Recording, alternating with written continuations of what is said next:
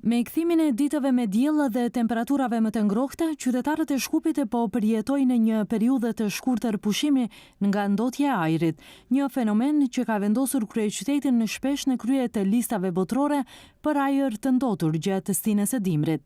Ditët e kthjellta jo vetëm që ofrojnë një pamje më të pastër, por sjellen edhe një ndjenjë të rehatisë, duke i shtyrë qytetarët të lëvizin lirshëm në parqe. Ajri mund të jetë i ndotur, por tash duket pastër. Siç edhe shihet gjatë ditës, është shumë më pastër dhe shumë më mirë. Edhe qytetarët lëvizin më shumë nëpër parqe. Akoma nuk ka filluar shumë sepse është ngrohtë. Në momentin që ftohet, patjetër që do të ketë ndotje, nga ngrohja me dru, po edhe me naftë. Diçka duhet të ishte bërë shumë kohë më parë, por kushdo që vjen në pushtet, dëshiron të kaloj kohë më të mirë dhe të kaloj mandatin e tij.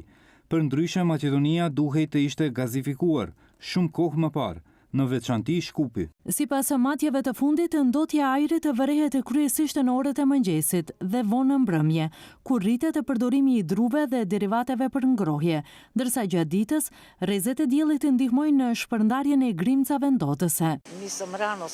Zgjohem herët dhe ndjej që kundërmon erë pakëndshme. Shoh që ka lagështir poshtë në asfalt dhe në oborrin tim, dhe kur shkoj ta kontrolloj është ndotur.